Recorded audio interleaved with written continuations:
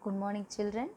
So this week we are going to see second lesson from civics, citizens and citizenship. So last lesson we saw about state government, isn't it? Okay, so this lesson we are going to see about citizens and citizenship.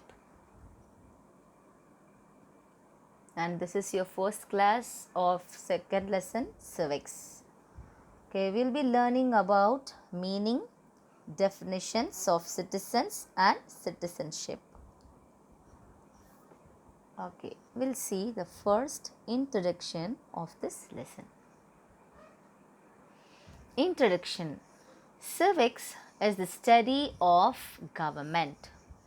In very simple, the first line itself tells what is civics? Civics is the study of government. About studying the government is called as what? Civics. The word citizen is derived from the Latin word civis. The word citizen word, okay, that citizen word is derived from which word? Latin word. The Latin word name is what? Civis, C-I-V-I-S. That means resident of a city-state of ancient Rome. Okay, civis means what? Resident of a city-state of ancient Rome. So that is the meaning for citizen or civis. After the disappearance of city-state system, it has been used to mean a member of the state. The citizens of a state enjoy full civil and political rights. Once we acquire the citizenship, we enjoy what? Full civil and political rights in our country. Next, coming to citizen and citizenship, we'll see what is the meaning for citizen and citizenship.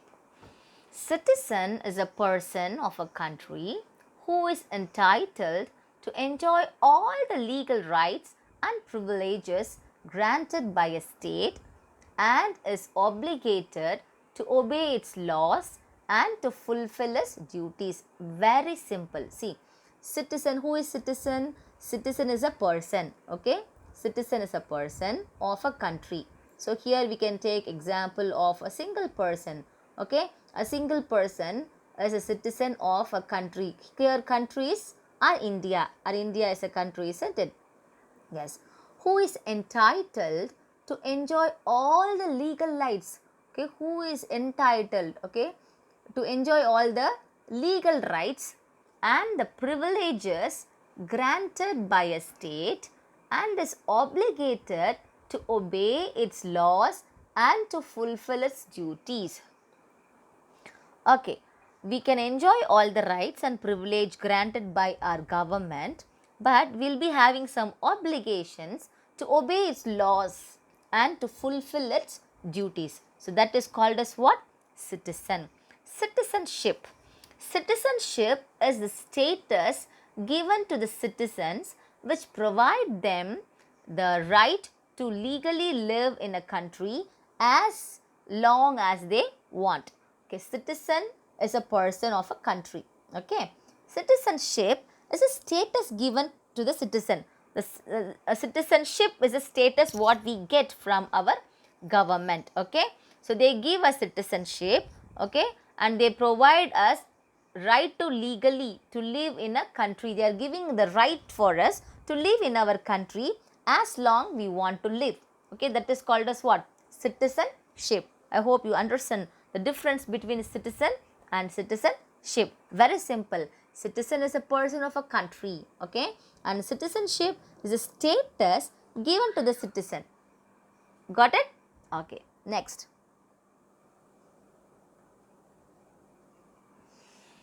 Do you know Indian Citizenship Act 1955? Okay, this act is to provide for the acquisition and termination of Indian citizenship. Okay, acquisition is nothing but act of acquiring something. Okay, fine. Next, Acquisition of citizenship. How can we acquire the citizenship? Okay, so this is the important act.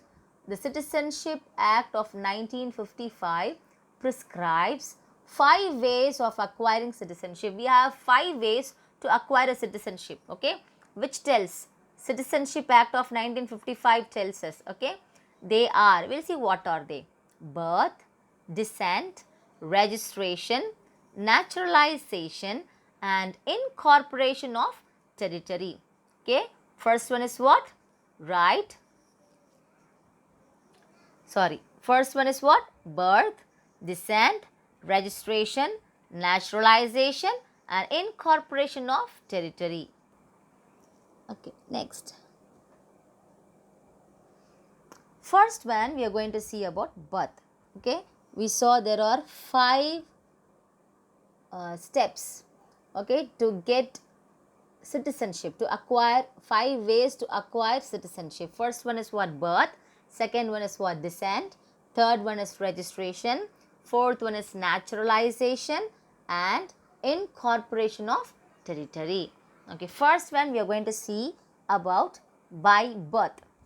A person born in India on or after 26th January 1950 but before 1st July 1987 is citizen of India. So here they have given exact date and the year, okay.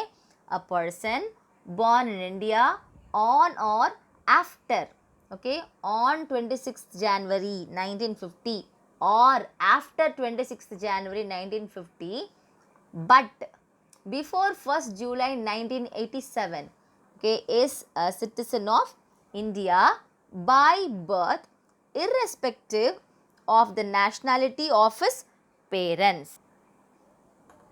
Okay, next point. A person in India on or after 1st July 1987 is considered as a citizen of India only if either of his parents is a citizen of India at the time of his birth. Second point is, a person born in India on or after 1st July 1987 is considered as a citizen of India only if either of his parents is a citizen of India at time of his birth. Okay. Next, third point. Those born in India on or after 3rd December 2004 are considered citizens of India, or one of whose parents is a citizen of India and the other is not an illegal migrant at the time of their birth.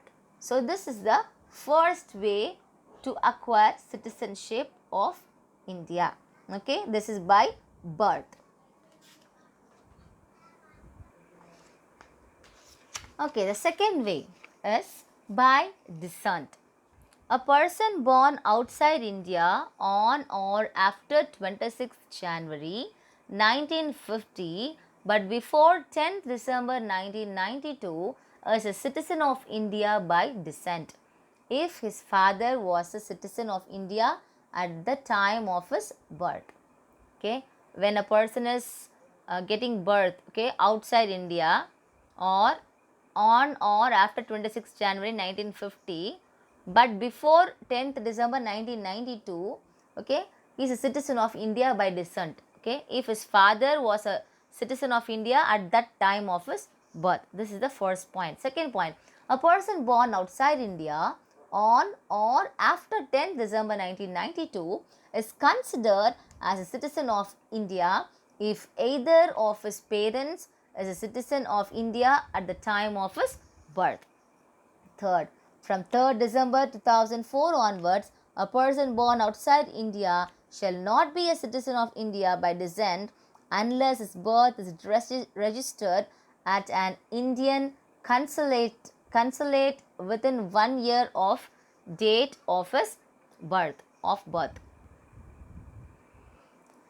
Third point, third way, okay, by registration. A person of India origin who Indian origin who is ordinarily resident in any country or place outside undivided India. A person of Indian origin who is ordinarily resident in any country or place outside undivided India. A person of Indian origin who is ordinarily resident in India for 7 years before making an application for registration. Third point, a person who is married to a citizen of India and is ordinarily resident in India for 7 years before making an application for registration.